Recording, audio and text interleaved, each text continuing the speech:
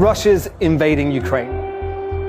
This story is complicated, but we're going to make it simple. Ukraine is the biggest country in Europe and home to 44 million people. It's right next to Russia and used to be part of the Soviet Union. Like many former Soviet states, Ukraine has a lot of Russian speakers, and some regions of the country have people who would like to break away from Ukraine and join Russia. In 2014, Russia invaded one of those regions, the Crimea.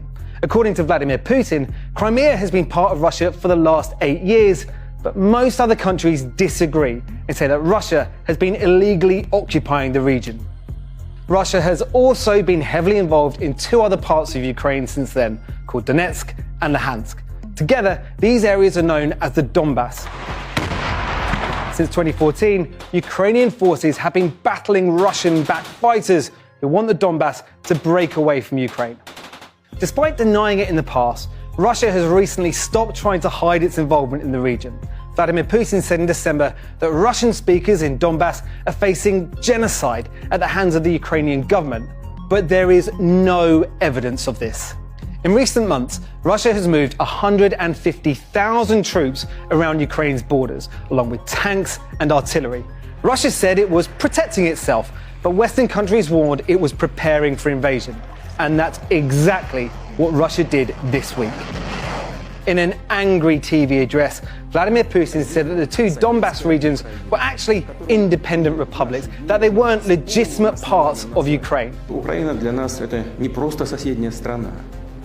Это неотъемлемая часть нашей собственной истории, культуры, духовного пространства. Just hours later, Russian soldiers entered the regions on a so-called peacekeeping mission. Since then, Western countries, including the US and UK, have tried to warn Russia not to invade Ukraine further. They've placed sanctions on some Russian banks and billionaires, hoping to persuade Vladimir Putin that his economy would suffer if he tried to take the rest of Ukraine. But it hasn't worked. In the early hours of Thursday, Russian troops went beyond Crimea and Donbass and started an assault on the rest of Ukraine. The decision has been condemned around the world. Boris Johnson described it as a catastrophe for our continent.